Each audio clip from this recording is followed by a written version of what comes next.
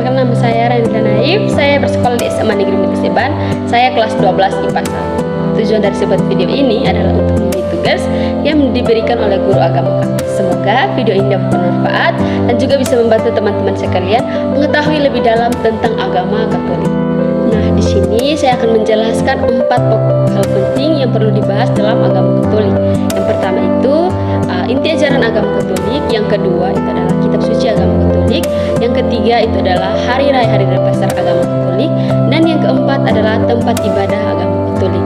Di sini juga saya akan menjelaskan apa saja yang ada dalam agama Katolik. Pertama adalah inti ajaran agama Katolik. Tetapi sebelumnya saya akan menjelaskan apa yang dimaksud dengan agama Katolik. Nah, agama Katolik itu merupakan agama yang meyakini Yesus Kristus sebagai juru selamat bagi manusia. Agama Katolik itu berasal dari bahasa Yunani, bahasa yang sering dijadikan untuk belajar agama Katolik atau teologi agama, yaitu Katolikus, yang berarti agama Katolik itu bersifat umum atau dapat diterima di seluruh dunia. Dalam agama Katolik itu, inti ajarannya itu adalah cinta kasih pada Tuhan dan sesama.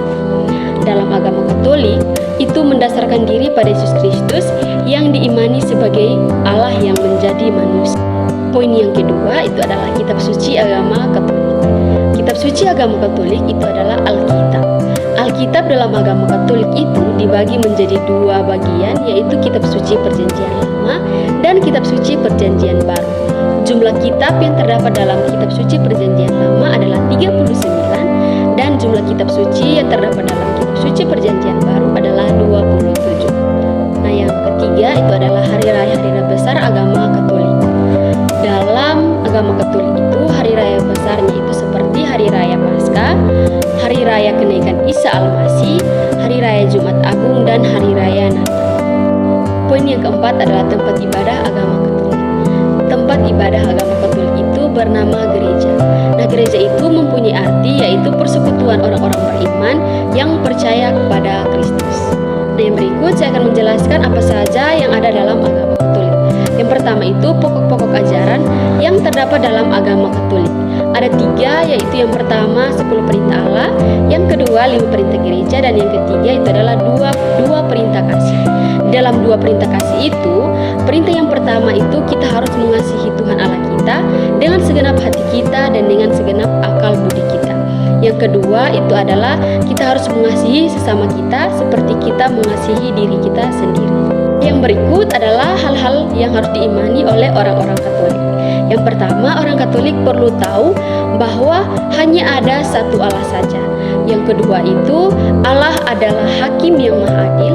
Yang ketiga itu ada 3 pribadi, yaitu Bapa, Putra, dan Roh Kudus.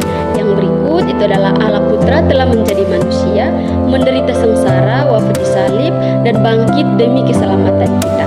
Yang berikut itu jiwa manusia kekal atau tidak dapat mati. Yang terakhir adalah rahmat Allah itu mutlak, perlu agar manusia memperoleh keselamatan. Nah, dalam agama Katolik itu ada 7 sakramen kudus. Yang pertama itu sakramen baptisan, yang kedua itu sakramen krisma, yang ketiga sakramen ekaristi, yang keempat sakramen tobat atau rekonsiliasi, yang kelima sakramen pengurapan orang sakit, yang keenam sakramen tabisan, yang ketujuh adalah sakramen perkawinan. Dalam agama Katolik itu ada 3 perbuatan yang utama yang harus dilakukan oleh orang-orang Katolik. Yang pertama itu adalah berdoa, yang kedua itu adalah berpuasa, dan yang ketiga itu adalah beramal. Yang berikut itu adalah 3 nasihat yang terdapat dalam Injil.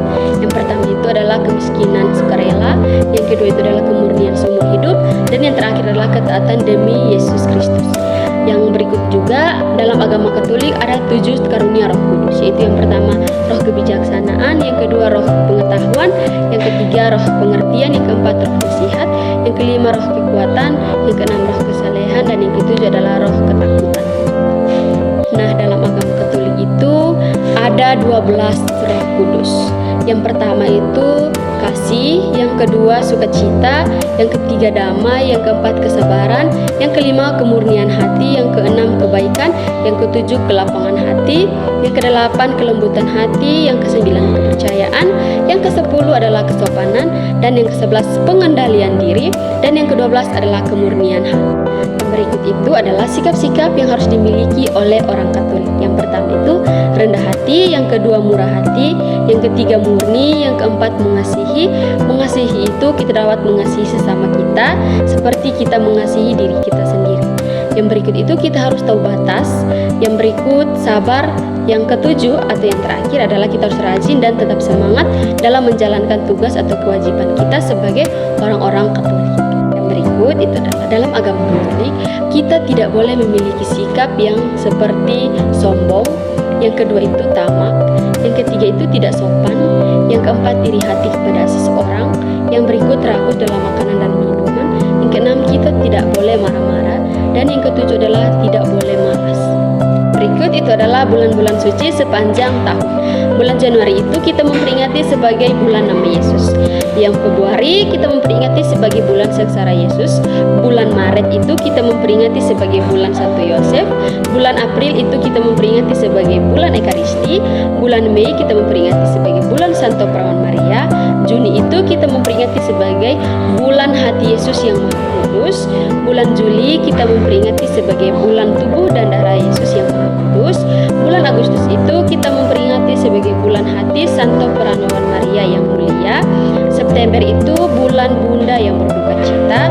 Oktober bulan Rosario Suci.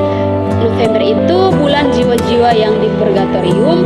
Dan yang terakhir adalah bulan Desember, itu adalah bulan kanak-kanak kita.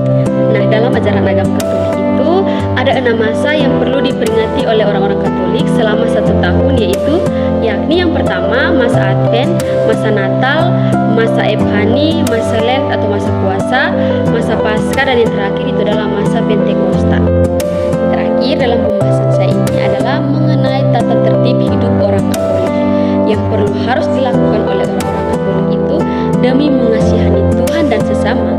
Itu yang pertama, setelah kita bangun dari tidur, kita perlu dan wajib membuat tanda salib dan selalu mempersembahkan seluruh kehidupan kita, karya kita, tugas kita kepada Kristus.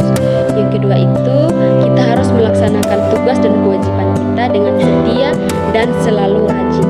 Yang ketiga itu, kita perlu tahu bahwa Allah itu Maha Tahu, yaitu melihat dan mendengar kita. Kita itu harus tahu bahwa Allah itu mengenal pikiran kita yang paling dalam dan paling rahasia, maka kita harus taat kepada Kristus. Yang berikut, kita harus berdoa sebelum dan sesudah makan. Yang terakhir itu adalah kita selalu mengandalkan Tuhan dalam setiap kehidupan kita dan selalu bersyukur atas suka dan duka ataupun masalah yang kita alami dalam kehidupan kita. Kita tetap percaya bahwa Tuhan selalu ada dalam kehidupan kita. Sekian hasil presentasi yang saya sampaikan. Semoga video ini dapat bermanfaat dan juga bisa membantu teman-teman sekalian lebih dalam mengetahui tentang ajaran agama Katolik. Dan di akhir video ini saya memberikan kesempatan kepada kita semua yang menonton video ini untuk memberikan usul, saran, dan komentar terhadap materi yang saya sampaikan, sehingga materi yang belum saya sampaikan atau terperinci dapat saya mencari informasi lebih dalam tentang ajaran agama Katolik. Sekian dan terima kasih. Selamat menonton.